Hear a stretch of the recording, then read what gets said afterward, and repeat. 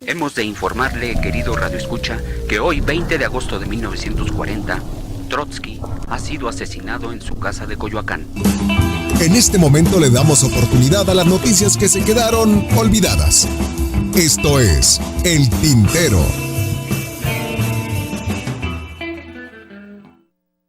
Rizando el rizo. Como todos los lunes, le damos la bienvenida a el historiador, a nuestro amigo Boris Bergson.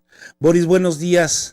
Muy buenos días, ¿cómo están? Estamos, que es ventaja, afortunadamente, acá, Así es. viviendo... Yo esperando el WhatsApp. Sí, hombre, viviendo la inestabilidad y la inseguridad que tenemos aquí en terrible, Chihuahua, con terrible. el asesinato del presidente de la Coparmex en Hidalgo del Parral, pero bueno.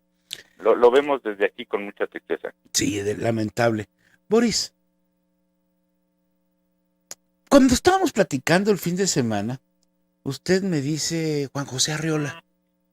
Y yo nada más de Juan José Arreola me acuerdo del señor que hablaba y hablaba y hablaba en unos monólogos interminables con una capa y un sombrero apanterado. Ahí un sombrero, así decía mi abuela de San Toniño de Atocha. El santito ese del sombrero apanterado. Claro. 100 años. 100 años. Juan José Arreola nace en Zapotlán el Grande, en Jalisco, el 21 de septiembre de 1918. Es decir, que acabamos de festejar su centenario. Uh-huh. Y bueno, hablar de Arreola a un siglo de su nacimiento es concebir a un perito de la perfección de la frase y la locución, a un mago del intelecto. Arreola construye una prosa total en donde nada sobra, muestra siempre armoniosos ritmos y odas en cada una de las letras de sus textos. Fíjate que su hijo, Orso Arreola, que es un hombre que los hijos no solemos siempre atinarle a lo que somos nuestros padres porque estamos muy cargados emocionalmente. Su hijo Orso Arreola le llamó el último juglar en un texto maravilloso, y yo creo que eso era Arreola. Arreola era el último juglar. Como tú bien dices, Arreola hay que reconocerle hoy como un patrimonio sin duda de la literatura mexicana, pero lo interesante de Arreola es que no solamente participó de una manera interesante, lúdica con su obra literaria, sino que es un precursor en la televisión y en la radio. Es decir, es un intelectual que se somete y llega a los grandes públicos porque llega a la televisión y a la radio y cambia. Es digamos que anterior a todo lo que después se va a dar en la gran comentocracia de los intelectuales que los vemos todos los días. Bueno, Arreola fue verdaderamente un gran precursor, porque salía, como tú bien dices, con capa, sombrero, y llevaba a grandes figuras a la televisión a hablar de fútbol, de la vida cotidiana, del ser humano. Pero ¿sabes qué me pasaba a mí? Yo me acuerdo, y tú vas a tener los mismos recuerdos que yo porque somos parte por la melancólica edad que arrastramos, no que tenemos, que arrastramos. Yo llegaba a momentos en que me sentaba a ver a Juan José Arreola y no le entendía ni jota, porque utilizaba un lenguaje tan florido, tan elevado, tan culto, tan él, que años después, cuando vi algunas repeticiones, entonces dije, ya sé lo que el maestro quiso decir. Como leer El Principito 4 veces. Ándale, yo creo que sí, alguna cosa así, pero en serio, era sublime y era mágico, pero desafortunadamente, como que, pues precisamente eso, no enmarcó muy bien, o no hubo una identidad con la población por esa distancia que marcaba su lenguaje. Claro, es mi punto de vista, ¿eh? No, y yo creo que además, pues verdaderamente era un hombre muy erudito, que vivía encerrado en su propio mundo. Yo tuve la oportunidad de inscribirme a un curso con él en la Facultad de Filosofía y Letras de la UNAM, a la que debo decir que solamente pude ver las 2 clases, y Arreola daba un curso que se llamaba... A ver, ¿por qué no podías verlo? Porque aquí los de la Facultad de Filosofía y Letras tienen fama de que no ven las cosas, nada más las sienten. No te creas. Era complicado. Lo que pasa es que Arreola daba un curso que se llamaba Corrientes Literarias, y entonces llegaba y su curso era lo que estaba leyendo.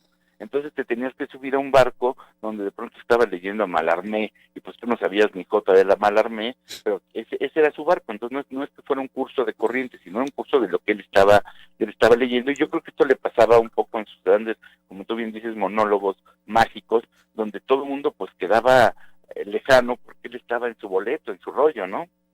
Mira, yo quiero leerles uno de sus textos más hermosos, que es cuando se describe a sí mismo.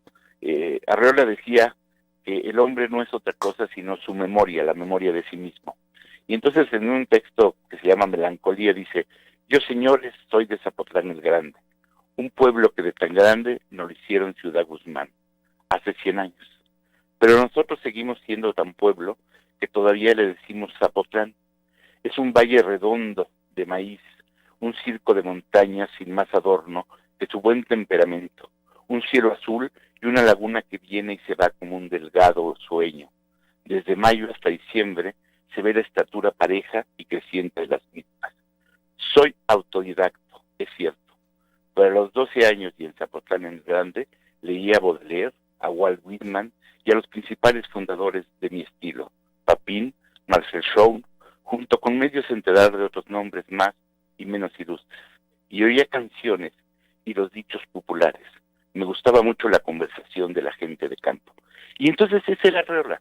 Arreola era esa combinación junto con Rulfo, que son digamos que es la misma generación, digamos que son esa combinación complicadísima de lo popular con lo muy complejo de Mallarmé, con lo muy complejo de Whitman, de Baudelaire, y entonces verdaderamente pues era siempre una confesión melancólica, compleja, fuerte, que si lo lees es distinto.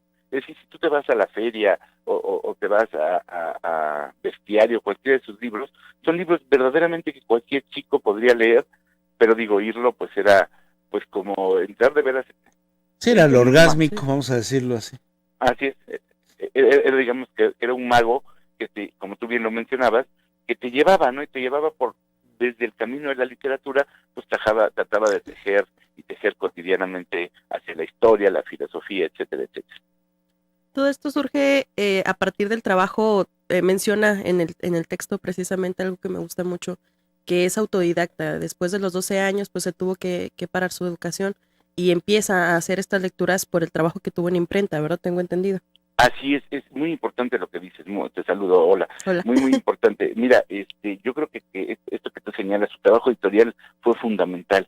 Es una generación que deberíamos de aprender un poco de ella, que trabajaba el mundo editorial, la televisión, la prosa, escribía, revisaban sus propios textos, los producían y finalmente estaban ligados a la cotidianidad. Es decir, no como algunos de los que hoy viven alejados del mundo cotidiano y entonces desconocen cómo se hace un libro, desconocen cómo se prepara una página web, en fin, que viven completamente en una torre de marfil.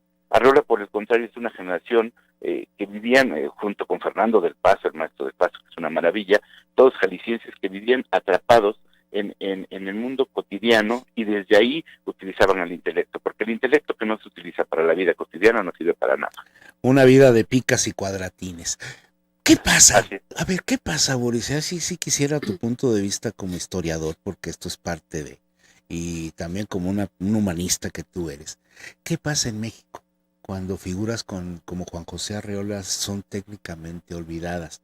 Por ejemplo, Luis Espota, que tenía una capacidad enorme de irte embelezando. Uno de los máximos libros que yo he leído de Luis Espota, no es El último tren y esas jaladas, para mí es Más cornadas de alambre. En fin, el Rulfo. Hablamos de una serie de grandes plumas, de grandes literatos que técnicamente nos hemos olvidado.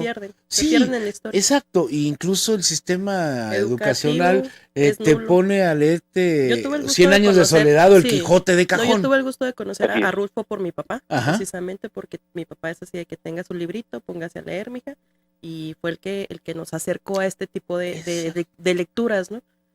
Y lo desaprovechamos y pues casi nos chutamos en lugar de, y repito, no estoy... A Paulo Coelho. Ándale, a Pablo Coelho, es como escuchar a Carlos Vives o Arjona. Exacto. Perdón por el ataque que le acaba de dar a mi compañero, pero así es de sinceras, así somos de sinceros en el norte, Boris. A ver, tu punto de vista, hermano. Bueno, yo creo sin duda que hemos caído en un mundo donde hemos llegado a ser ligeros, light, y hemos olvidado la profundidad de las preguntas humanas para caer en las discusiones estériles que podemos ver en las redes cotidianamente, que no tienen profundidad. Es decir, estamos más preocupados por el lucimiento que por la producción. Entonces, bueno, estos hombres eran muy libres, porque no dependían de la revisión y catalogación y de estar todos los días presentándose cotidianamente y luciéndose, sino tenían que hacer su obra y después eran reconocidos. Y yo creo que los hemos olvidado porque en el fondo nos produciría una gran conciencia, y no sé si queramos tener esa conciencia. Es decir, leer a Rulfo, leer a Arreola, leer a Espota, y leer a Del Paso, leer a todos estos autores, tienen un punto donde nos quebramos, y es que nos llevan a la esencia de lo que somos los mexicanos, ¿no?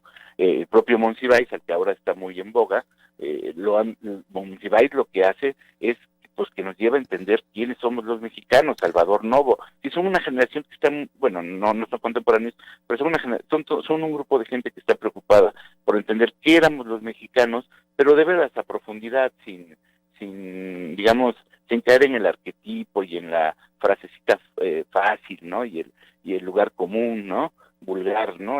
Buscaban de veras tocar el alma de lo que eran, y por eso creo que no nos interesa. Nos han enseñado, el sistema educativo está pensado pues para que no pensemos, para que no cuajemos humanísticamente, ¿no? Pues sí, Boris, pues muchísimas gracias, insisto, cada vez que echamos la platicada con usted, pues nos dan... Ay, a mí me encanta.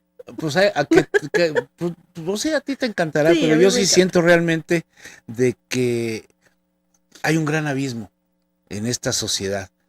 Hace es. falta leer, Sí. hace falta adentrarnos a Fíjate, conocer esto. Me quedé pensando ahorita que mencionaba de la cuestión de hacia dónde nos está llevando la pérdida de estos autores, a canciones tontas, a músicos vacíos, a Así jóvenes es. perdidos en la inmensidad, jóvenes que no saben diferenciar entre la B y la V, o sea, Así es, y además sobrevalorados, ¿no? Ahora sí. les debemos todo a esta nueva generación. Pues yo quiero terminar con una frase de Arreola para todos nosotros, que me parece que lo dice todo. Después de todo, un sapo es puro corazón. Pues sí, y a besarlo. Así es, Boris, hay que besarlos mucho. hay que besarlos muy seguido. Depende de cada 10 a lo mejor te toca uno. Ahí sí, qué suertudote. Cansada de besar sapos. Bueno, Boris, muchísimas gracias. Nos vemos el próximo Encantado. lunes. Que sea Les mando una un abrazo. excelente semana por allá. Y estamos en contacto. Igualmente para ustedes. Un Gracias. abrazo.